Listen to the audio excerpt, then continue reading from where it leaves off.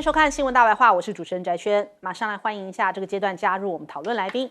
文大国际所教授邱毅。主持人好，大家好。前大史界文集。翟轩好，各位朋友大家好。台大政治系教授左正东。翟轩好，大家好。好，来关注一下哦，馆长他今天到了中国大陆上海的旅游行程，已经到了第3天了哦。那我们现在目前画面上可以看到，他去到了这个豫园老城隍庙这边哦。那我们刚刚看他也是在现场啊，拜拜啊，所以这个很多的人潮啊，也是到这边聚集哦。所以这个是馆长目前到了第3天的行程。那在中国大陆这边也是一个现象级啊，掀起了一阵旋风哦，所到之处啊，非常多人要找他这个合影啊，然后讲话哦，所以其实大家都很关注他一举一动，而且大陆的官媒也是越来越多开始在转发他这一次的直播行程的相关内容哦。那的确也是等于说破除了民进党以及绿媒一直以来好像想要洗脑台湾的一些人民哦，觉得说哎，大陆非常的落后啊，大陆很破旧啊，这些滤镜通通都被这个馆长这一回的直播给打破了。那我们来看看呢，这个馆长哦，他也去到了这个南浦大桥啊，然后不断的赞叹哦。那甚至在百度热搜上面都会讲说，台湾的网红馆长啊，大赞这个大桥霹雳无敌长啊。我们来听一听。对，我要把所有的最漂亮的带给大家。大家看这个桥，这个超级无敌霹雳长，超级无敌霹雳基础建设。这个桥会变色的，粉红色的呢，这叫浪漫。对，这好浪漫的，天哪！我觉得台湾没有这么大的桥，对，所以就透过了直播，真的完全没有办法造假。那绿营当然很崩溃啊，都还在那边讲说，哎呀，这都是假的，这都是安排好的，这都是种种的，就开始各种否认，希望能够降低这个馆长破除这些谣言滤镜的威力跟速度哦。那再来，我们看到了馆长到上海啊，也喊两岸和平哦，两岸要一直互相来往，希望双城论坛赶快展开对话哦。赖政府不对话，总要有人来对话，所以我也来这了，希望两岸永远是保持和平，自己人不打自己人呐。那甚至呢，还有人讲说，发现馆长去到了上海哦，好像治好了脏话病哦。因为大家有看那个馆长的这直播，还有我们节目有时候会掐他的直播啊，从头到尾就哔哔哔哔哔哔哔哔都是脏话。但事实上呢，因为我之前也有专访过馆长，馆长私底下人在跟你相处上面，他不会有那么多，就是他在直播上面可能是因为直播他是自己在讲话，而且是对着网络讲话嘛，所以他就讲说，网络直播跟当面人跟人见面是不一样的。网络上面可以开地图炮啊，随口骂脏话，但是如果用同样的方式对待面对面的人，这是很不尊重人的行为。这个我可以就是用我们之前大白话跟他专访的经验来讲，的确是如此啊。那再来，他就说啊，他自己本人来这边看，那看到的全然都是跟民进党啊、跟绿媒所说相反的。他说大陆这一边哦，非常的热情啊，人民很热情啊，光是投喂他的这些食物就不得了的多。还有呢，大家也是很有礼貌，那都是用一种交流的方式，想要跟他讲说，可能他过去讲的一些言论啊，或者是说，台湾对于大陆的一些误解啊，大家都是很友善的，想要告诉他说，我们其实这边也是多党制啊，我们这边也是有什么样的政治制度啊，大家都很热情的在跟他做一些分享哦。那他说这边可以感受到这个教育的水平也是非常的强，而且他也大夸这个黑神话悟空，因为之前黑神话悟空啊，馆长也是有这个玩游戏直播，那他就讲说啊，这个动画看起来很厉害，实际啊玩下去之后发现还不只是动画厉害，而且是好玩。其实一个游戏啊，你动画再厉害不好玩，人家也是不会继续玩的。所以他能够做到引人入胜，他的这个剧情，而且他的这一个操作上面的流畅度，真正就是好玩这个字啊，才是一个关键点。那他说其实这款游戏啊，他最后玩到觉得好玩到要流泪哦，不但音乐是自创，而且所有的细节都做出来，所以那时候才会有黑神话悟空的现象嘛。那再来，甲亢哥之前就是好像已经先示范过一次啊，他去到中国大陆好多个城市哦，也是破除了西方的阴间滤镜哦，让大家知道说，中国大陆根本不是美国所讲的那样子。现在这个馆长哦，也算是跟着这样子的一个风潮哦，到中国大陆来直播，让台湾很多人真正看清楚了。所以现在中国大陆就讲，接下来他们要召集这个全球青年影响力的这些人士交流计划。接下来如果说呢你是有大概30万粉丝的这样的一个基础的，他们也会希望邀请他来美国的一些网红啊到大陆来这边展示真实的中国。这就是显示出来现在中国大陆真的是很自信，不怕你来拍啊，真实的状况散发出去，真实就是一种力量嘛。那再来我们看到了这次馆长上海行巧心啊也特别去抖内留言因为大家都知道上海就是这个泡泡玛特的全球旗舰店的所在地就在南京路步行街，所以他就说可不可以去帮我带拉布布，因为拉布布有一些这些限量的产品时不时会出现在这个全球旗舰店里面，所以他就很希望说你帮我买 Zmomo 就是大酋长，就是我自己也有收集，所以 Zmomo 很难买什么小春野 Mococo 然后还有这个象棋大冒险，但 Mococo 好像要在北京才有卖。他说现在这些都还没有买到希望馆长去帮忙买可是后来可能还是没有办法买但是倒是因为这个拉布布现在全球爆红，人家讲说会不会是因为馆长去到大陆要买拉布布所以义乌山寨货一夕之间消失最近好多淘宝上面被强力取缔就是因为太红了，所以有一些这个仿冒货全面的下架了。那再来这个拉布布其实也反映出来中国大陆过去好像我们以华人圈来说，好像没有什么特殊的 IP 比较出圈，倒是呢，从今年以来，应该说从去年以来，先是有黑神话悟空，再来到今年年初的哪吒，然后你看现在的拉布布全球级的现象所以 IP 已经是东升西降了，所以你现在看起来拉布布现在反而是这样红到欧美这边去全球的这个4大 IP 这个拉布布已经是跻身其中，而且创造出来河南新首富王宁，这就是创造泡泡玛特的一个非常年轻的创办人那这也凸显出来这个泡泡玛特的威力。那还有今天有一个消息是说，这个拉布布第一代的拉布布薄荷色的，它竟然拍卖出了台币450万的天价，哇！这让大家想说，这又进一步的推升了拉布布的风潮那这个全球限量15只的拉布布也以这个82万人民币和台币346万的价格成交，也成了这个最近非常热的话题。那看到了这个我们刚刚提到了这一位王宁他现在才38岁那这凭借着泡泡玛特这样子爆红在富比士的即时富豪榜上面，他现在身价呢是已经到了203亿美元所以已经变成了新一代的河南首富我们的河南之光，我跟大使都是河南人，要蹭一下对，河南之光。所以现在大陆的这些 IP 倒是成为一个新的亮点。另外还有今天百度热搜上面讲智能眼镜，现在可以卖到那么夯暴涨800%，黑科技颠覆了传统就是大陆的电商平台的负责人讲说，哇，看到智慧型眼镜市场爆发式的增长。曾几何时我们以前还在那边追着要去报道 Google Glass， 可是现在是中国大陆的这个智慧型眼镜又在这个市场上面弯道超车了。所以你看到啦，这个所有的科技也好 IP 也好，种种层面也好，都看到中国大陆已经不再是处于落后的地位，甚至是处于全球领先的地位。那当然稀土也是你看现在大陆因为这个扩大管制，太空人的头盔软体这个算法也上榜。为了要增加贸易谈判的筹码，北京呢频繁的将一些战略的产品加入管制出口清单，就是要进一步来增加跟美国谈判的力道。那我们首先来问一下介老师怎么看呢？我想这个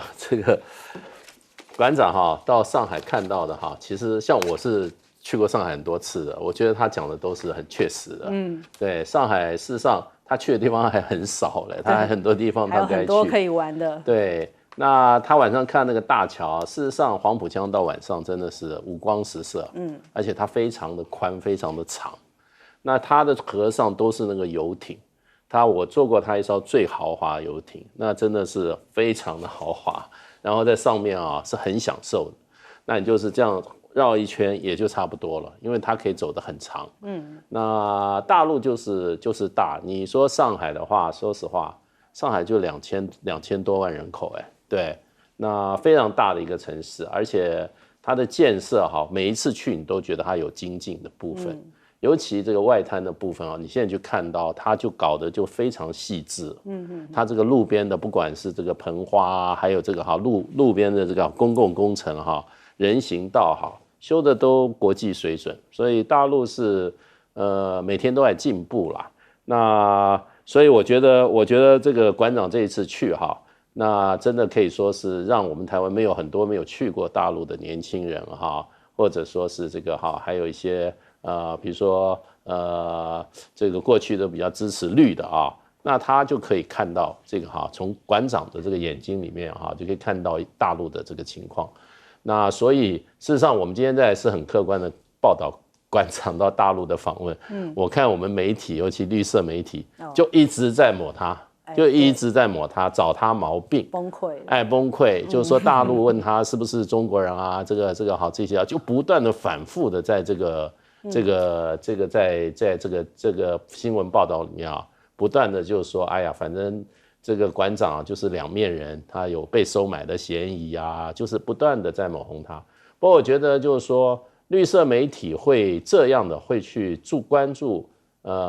馆长到大陆的之行哈。我想就是也知道大陆馆长这一行对他们的基本盘，对年轻人，对一些过去亲绿的一些群众来讲是会产生影响，所以他们就忙着就要把这个馆长把他的这个访陆不断的给他污名化，不断的给他扭曲所以我觉得就是说纸是包不住火的啦。就是说，大陆如果真的很差的话，你去跟他讲话也讲不出什么好话，是吧？可是问题就变成现在你不只是上海，那你将来你说馆长再去一下成都，再去一下北京再去一下深圳的话，那都是报不完的东西。那所以我是觉得民进党还是不要不断的这个妖魔化大陆，把大陆形容一片漆黑。到时候大家人民看到了真相以后就会觉得受欺骗的感觉了。好，来请教邱老师。民进党过去当然是在妖魔化、丑化、污名化大陆，但是有一些对大陆不是很了解的非民进党人士，仍然有一句这样的话，他说大陆的硬实力很好，是超过台湾了，可是大陆软实力不行，这个是完完全全的误解。这几年大陆的软实力可以说成长得非常的快，黑神话悟空就是一个很明显的例子。而这一次馆长到上海行，正好徐巧芯狂抖内馆长，要馆长去泡泡玛特的旗舰店帮他买拉布布的这个公仔。那么这样的一个画龙点睛的动作代表了什么意思呢？这几年全世界你可以说最夯的就是泡泡玛特的序列的 IP 形象产品。这个拉布布只是其中最红的一项。像我老婆她喜欢的是 Molly 系列的。她是那种大眼睛、樱桃小口，然后波浪形长发，号称小画家的可爱的小女生。那我孙子喜欢什么呢？我孙子特别喜欢 Demode 的系列。Demode 的系列就是一个小男孩，这个小男孩在神幻的梦想世界里面去游行，他的头发就有那种棉花糖式的头发。还有个笑脸。那至于最红的就是拉布布这个系列了。拉布布这个系列呢，它其实沿用的是香港一位艺术家叫做龙家生他所创作的绘本。然后就形成了一个很有名的 IP 形象，它其实是北欧的这个森林的小精灵，尖牙齿，然后长耳朵，然后会搞怪，走的叫做丑萌路线。那么基本上这个为什么会那么红你看看巧芯狂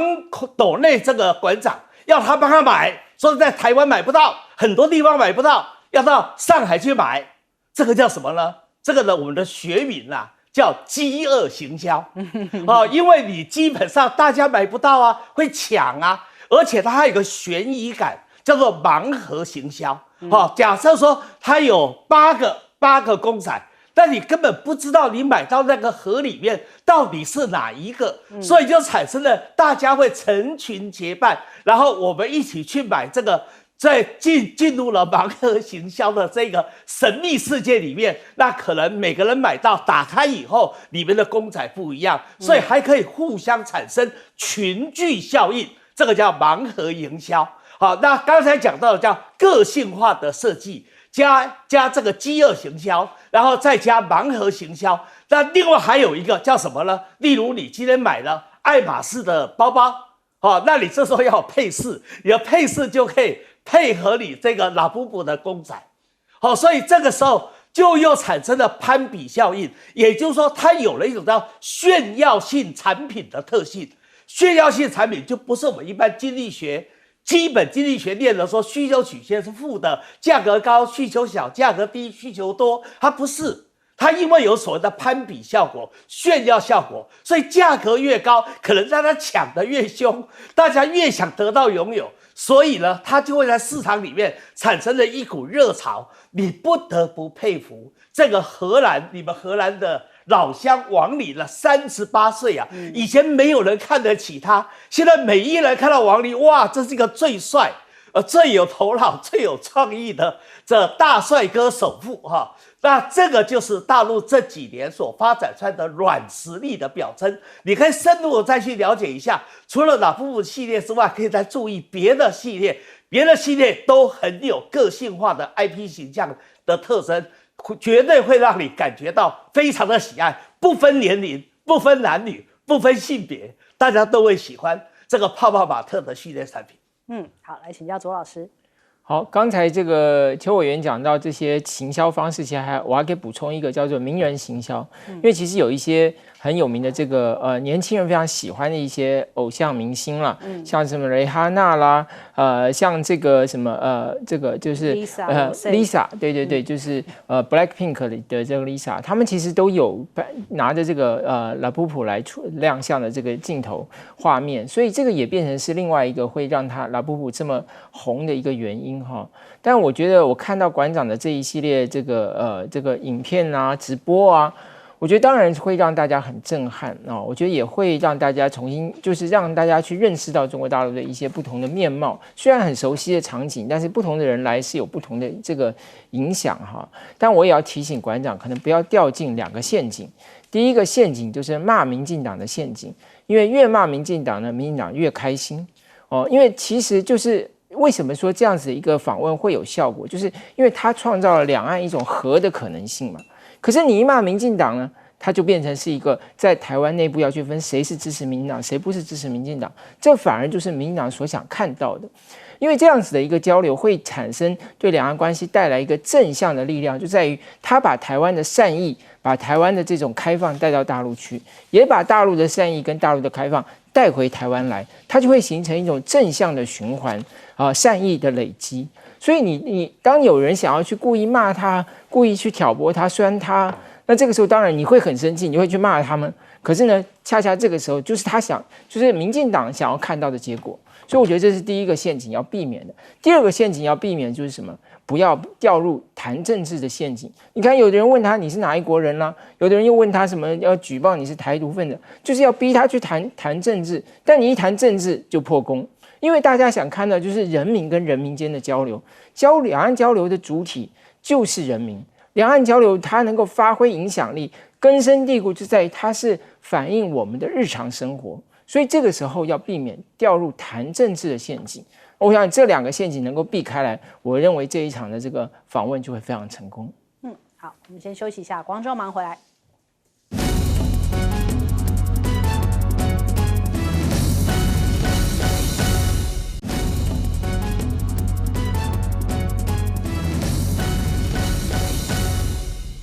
好，欢迎回来，新闻大白话，来看一下美国现在目前内乱的状况哦。加州的冲突又再度升级了，直接来看画面，洛杉矶已经有部分地区开始实施宵禁了。那警方跟民众的对峙也升级哦，各地的民怨抗议四起，警察还丢了催泪弹哦，举枪强力镇压民众。那有数百名的警力是从南加州以及其他的县市调集支援的。那大批的装甲车现在是进驻到了街头哦，所以备战的状况况持续在延烧这些抗议的行动。那我们看一下，现在目前他们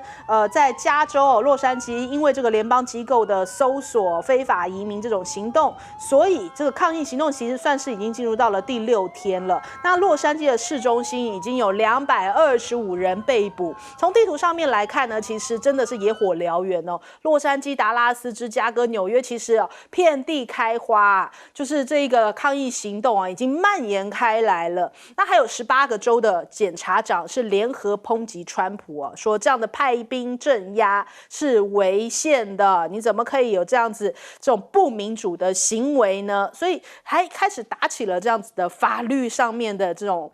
法律战嘛。那再来这个洛杉矶，因为抗议的行动频传嘛，所以整个洛杉矶很混乱，还有零元购的状况也出现了。在苹果、艾迪达的这些品牌哦，就23家店都受到波及，还有一些珠宝店啊、药品啊、餐馆啊这些商店哦都受到了影响，很多人都是趁乱打劫啊。那还有这个行动让大家觉得很离谱，是竟然美国的国安部还闯进了加州2个小学哦。闯到小学里面去，我那时候看到新闻，想说为什么跑去小学里头呢？然后他们说，其实他们是要抓非法移民的这些小学生。哦，怎么会这个样子呢？就说他们是获得家长同意了，所以才带走这样1年级的学生，可是却拒绝出示任何的证件哦。那校长是果断拒绝要把这些人给驱离哦，所以他们的理由是说，我要了解非法移民儿童的就学状况，直接都把小学的门给这样子闯进去了。那这样子做法当然引发大家的争议哦。可是现在川普不管啊，川普要的就是他想怎么做他就怎么做，他要钱嘛。他现在这个川普金卡真的是推出来了，在他 True Social 上面贴了一个连结，说500万美元的川普金卡来了，成千上万的人打电话询问要如何报名参加啊，要进入到世界上最伟大的国家跟市场。换句话说，你是移民，但如果你是有钱的移民的话，欢迎你来。但是如果你是穷的移民，或者是只是一般付不起这种500万美元的，不好意思哦，就把你给抓起来，把你给驱逐，哪怕你是小学生都照样抓吗？这就是川普的做法，为什么引发争议哦？而且接下来他过生日啦，他过生日呢，这一次要大操大办嘛。生日阅兵，就有人问到了白宫的这个李维特，就说当天阅兵哦，还能够和平抗议吗？他就笑笑的讲说，当然支持和平抗议啊，这是多蠢的问题，问题是我们现在看起来就不和平啊，所以真的是睁着眼睛说鬼话。再来看到这个6月14号啊，还有一些民众就要跳他生日那一天，你祝寿，那我们呢就一起来这个全国反抗哦，还定义这一天叫做无王日，因为你现在真的是把自己当王了呀。那现在已经有2个组织在联手筹办这些抗议行动哦，覆盖了像是纽约啊、宾州啊，然后还有阿拉巴马、德州啊这些，哇，遍地开花，佛罗里达啊，全部都是开始出现了这个反川行动啊，他们叫做这个无王日的行动正在筹备当中。那纽约时报上面还刊登了，因为无王嘛，所以它叫 No King， 不要国王的这样的一个整版彩色广告。主办单位就说，他们藐视我们的法庭，驱逐美国人，让人们从街上消失哦，攻击我们的民权，消减我们的服务，腐败已经走了太远了，所以是 No King 啊。那这就是反映出来美国现在这样子的一个民间的民怨声浪哦。那 Newsom 也登高一呼啊，现在目前成了民主党的反川主力，这其实也是牵动到这个2028的大选哦，因为 Newsom 现在这个来势汹汹哦，他也说现在我们的民主受到了攻击。川普阵营就赶紧回呛他。那但是呢，这个你看到川普政府的这些成员讲说 Newsom 是个废物啊，你自己很无能，却去怪川普哦，骂的是非常的凶啊。但事实上大家是怎么看呢？现在目前加州的抗议持续当中，那民主党的这些领袖担心川普会借由在升高挑衅，设下危险的政治陷阱哦。那民调向来是显示移民跟犯罪议题是民主党的罩门，所以为什么川普在这一个点上面猛打，是不是要挖坑给民主党跳呢？这个首先我们来请教一下介老师。美国现在这个抗议的事件已经全美国地方都开花了哈。虽然规模并不是太大，可是纽约的这个抗议有扩大的趋势。那还有很多州啊，你没有想到，像今天看 CNN 就 Washington 州、华盛顿州哈，这个民众也起来抗议，而且对抗的这个强度还蛮高的。那不论是纽约或者华盛顿州啊，或者芝加哥哈，或者是旧金山哈，这一些抗议基本上都是针对 ICE，就是它是很针对性很强的，大家都是去包围这个 ICE 的这个总部哈，纽约的也是。可是呢，也看到一个现象，就是说，其实抗议群众并没有那么暴力，基本上还是相当的理性，而且呢，当地也没有动用国民军。对，纽约的规模不小啊，那事实上就是警力就可以把这个情况就可以控制下来。那这就回应起来，就变成就是说，让我们回想说，当时在洛杉矶那个时候，也不过就是400人左右的一个对 ICE 总部的一个抗议，有必要由总统宣布派国民军进去镇压吗？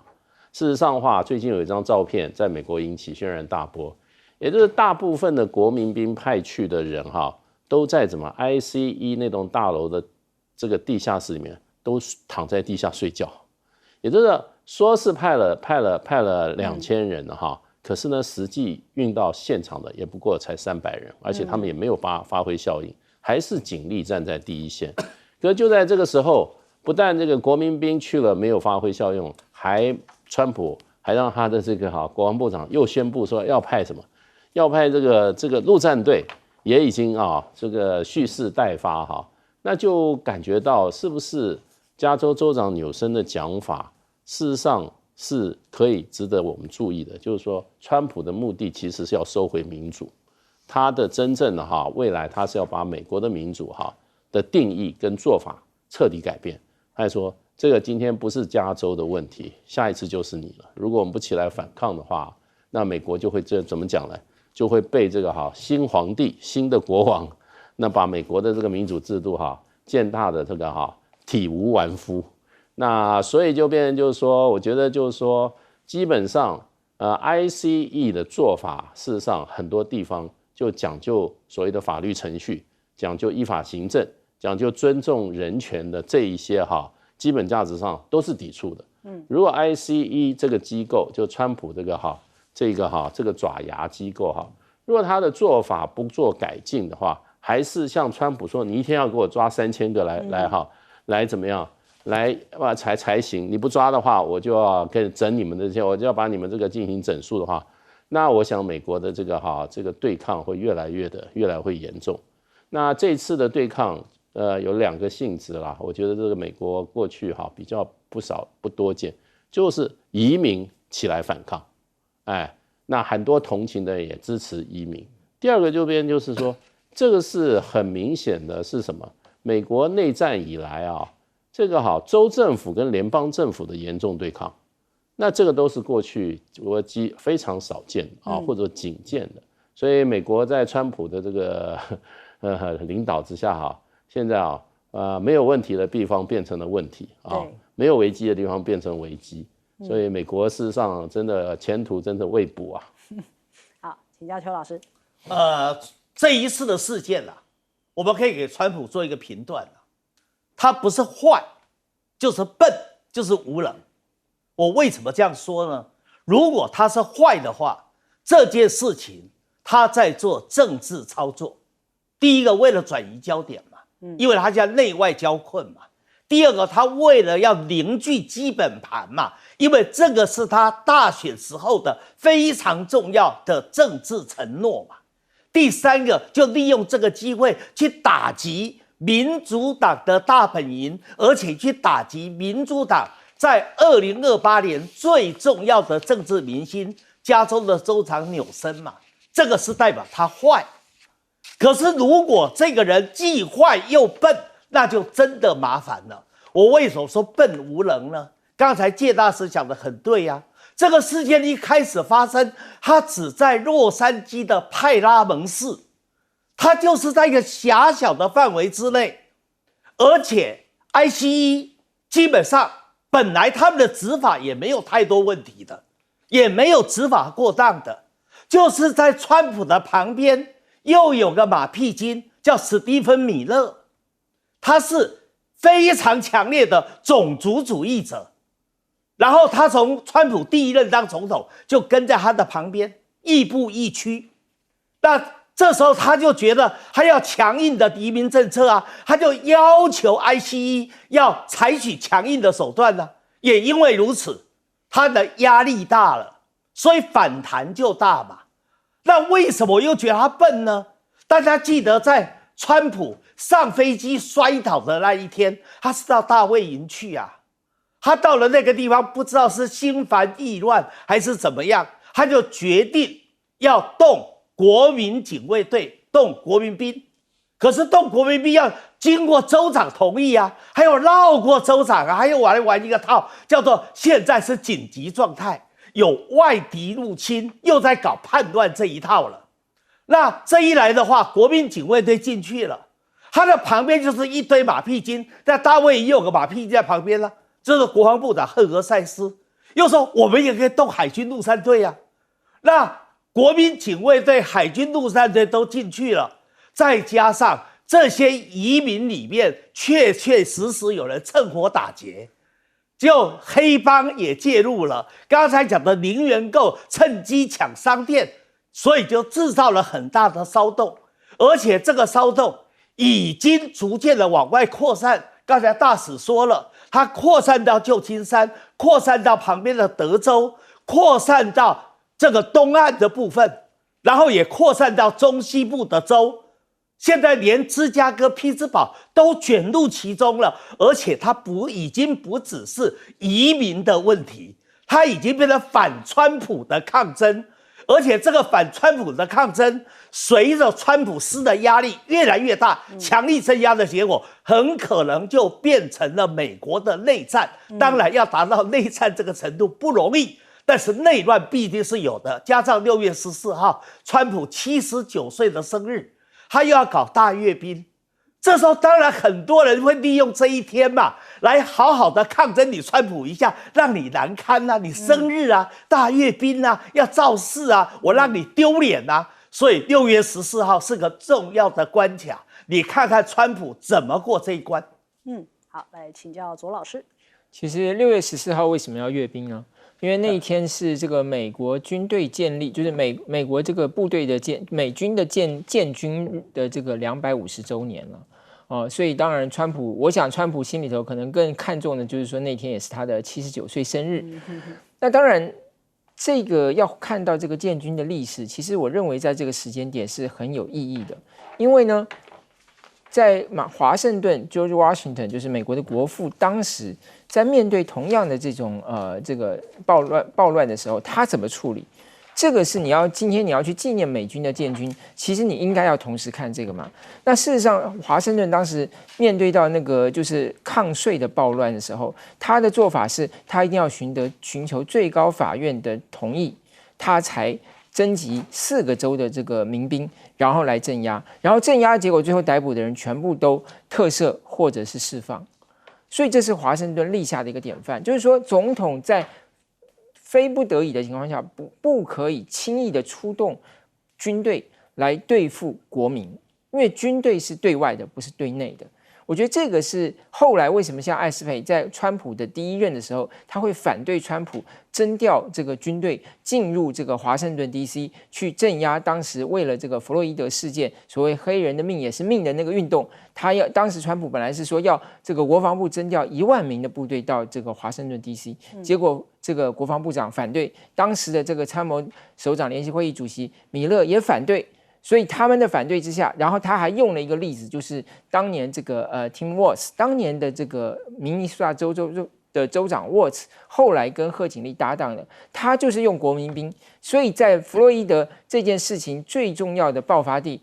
威斯康星州没有发生重大的动乱，所以他用这个去说服了川普。那今天其实大家讨论的是，他有分，就如果你是用国民警卫队。这时候其实共和党是支持的，但如果你是用军队，像现在调了700名的海军陆战队，连共和党员都有人反对。现在第一个出来开踢枪的就是参议院的拨款委员会主席苏珊·柯林，所以我认为这个会继续延烧，最后川普可能被迫要收回成命。好，我们先休息一下，广州忙回来。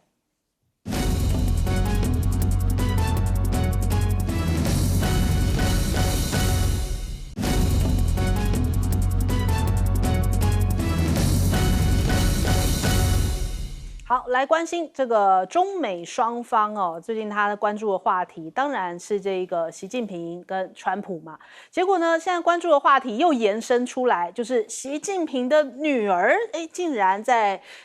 这个媒体上面啊就有亮相啊。根据报道呢，其实这个白俄罗斯的总统卢卡申科跟习近平就是会晤的时候呢，那结果这非一般接待外宾的人民大会堂，而且哦，就是好像算是一个家庭式的晚宴。那所以这个习近平的女儿习明泽也首次陪同出席哦，所以这也成了这个媒体上面甚至是外媒在报道的一个消息，代表说这个习近平的一举一动啊，其实大家也挺关注的。那再来这个马斯克跟川普倒是兄弟情啊。出现了转机啊，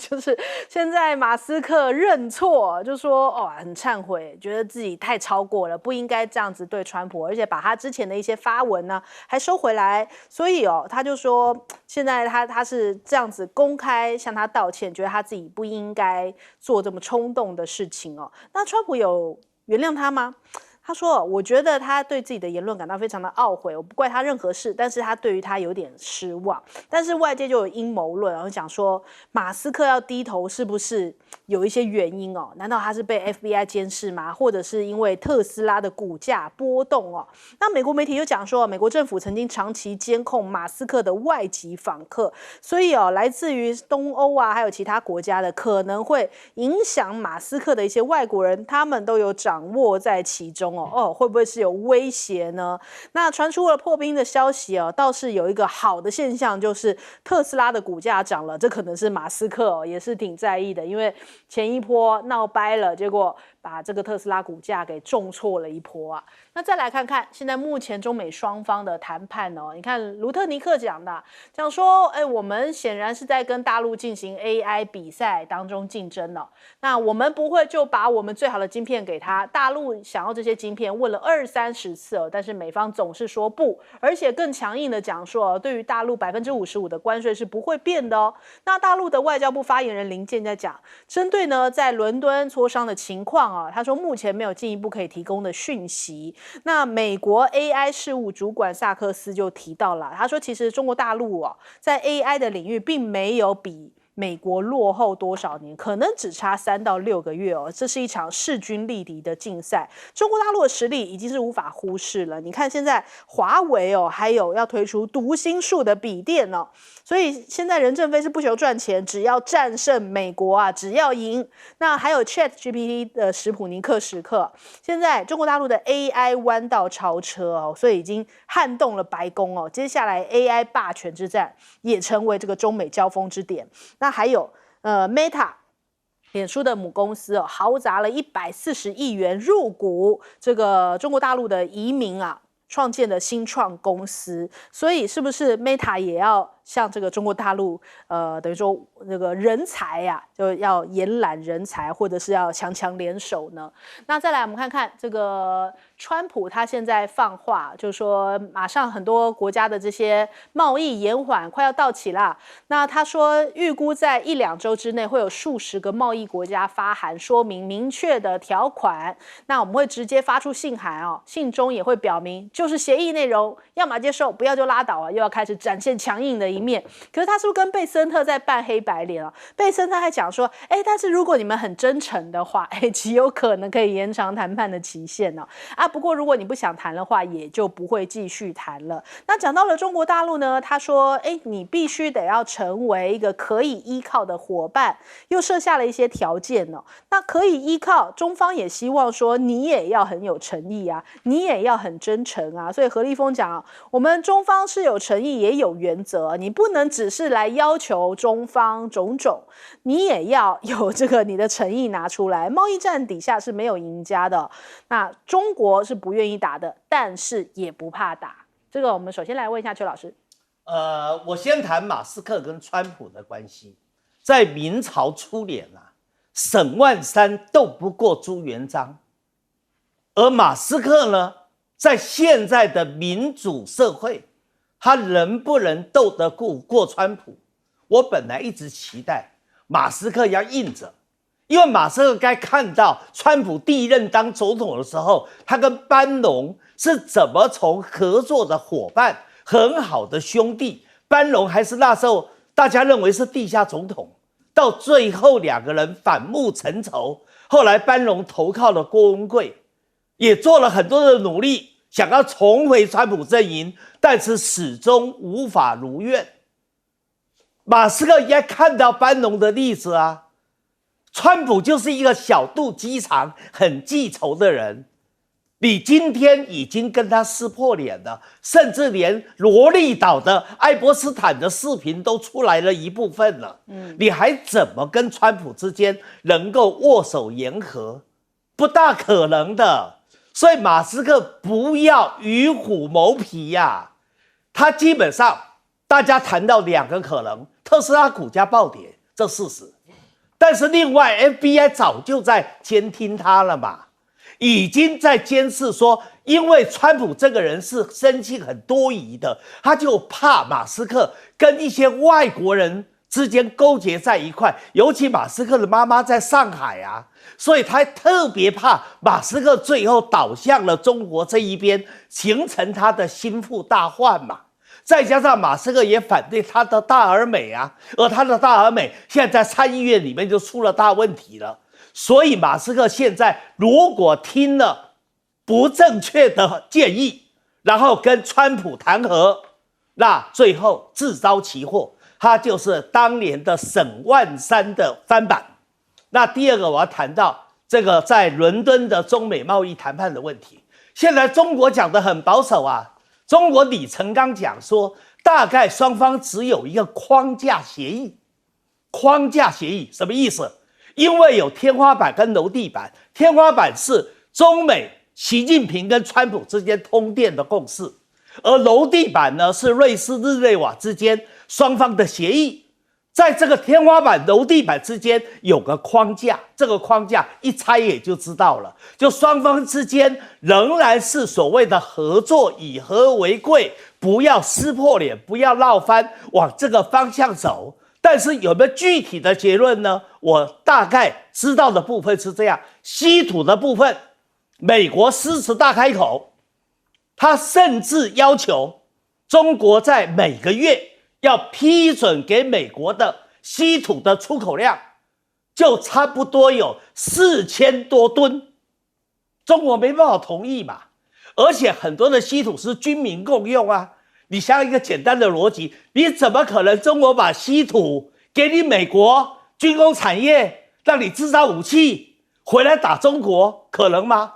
不可能吗？这不养虎为患吗？所以稀土部分是没有谈妥的，因为没有谈妥，所以他在其他的以往的部分大概有共识，但是就芬太尼的20%的关税也没有得到结论，也没有删掉。再加上半导体芯片的问题，最后也没有得到结论。但是中国部分华为的芯片其实也已经差不多等于英伟达，就是辉达黄仁勋讲的，已经跟它的 H20已经超过了，它的性能已经超过了。所以双方之间其实并没有达到一致的共识，只是有一定的框架跟一定的方向，大家继续谈。也就是说，第一次何立峰到了瑞士，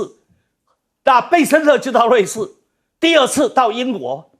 这个贝森特也到英国，那下一次找个时间找个地方继续谈，我认为不再谈个3次以上，不会有共识跟结论了。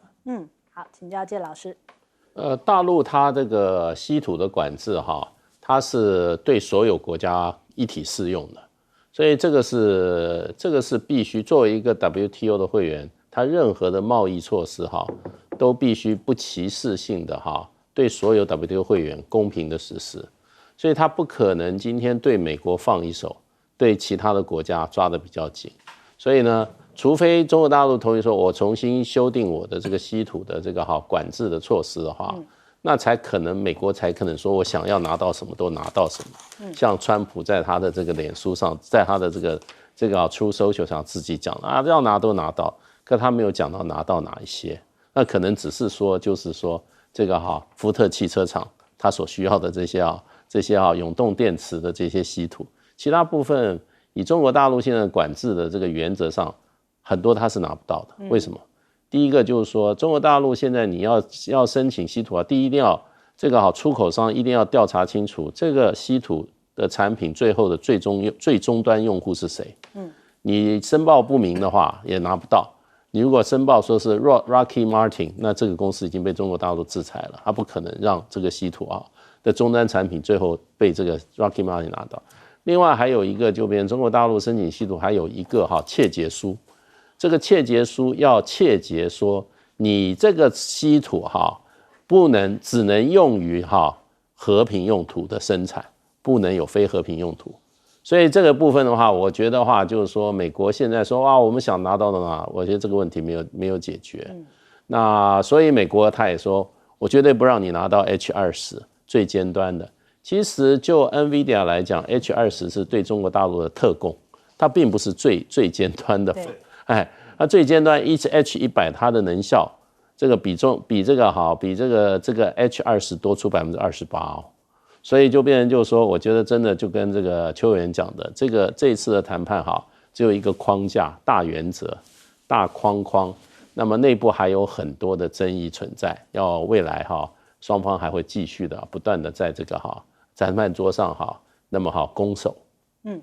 好，来问左老师。好，当然其实这2天《华尔街日报》也特别有一篇社论，当然主要在批评川普了，就是说看起来川普好像得到了他要的，然后还说他这个还维持了55%的这个关税，其实这55%是30%加上他第一任加的25%，所以实际上在他这一任他就是加了30%。那当然这个关税还是不低了，不过。当然，为什么《华尔街日报》要批评他？就是说，他说你现在这个中国大陆给美国的这个稀土出口的这个许可证就只有6个月啊。那6个月以后，如果你没有谈成，这个问题还会重新回来啊。所以美国应该要这个跟盟友合作啊。像日本过去，他举了日本的例子，说日本过去因为这个在钓鱼台这个跟这个中国大陆渔船的这个冲突，中国大陆就停止供应这个稀土啊，就日本的这个稀土一下价格上涨了10倍。所以日本从那一次的经验就开始不断的发展替代的来源，所以他说美国应该要跟盟友合作。结果你现在对盟友不断的这个开地图炮啊，每一个盟友都要增加关税，这是阻碍了你跟盟友的合作。当然这是《华尔街日报》讲，可是问题是以日本当年的经验来说，日本其实在那一次的事件里头，其实应对的来讲相对来讲是比较成功的。他去发展所谓的替代的这个来源，然后呢，他去囤积这些稀土，甚至他到这个澳洲这些其他地方去购买这些稀土的这个矿场，结果嘞，到今天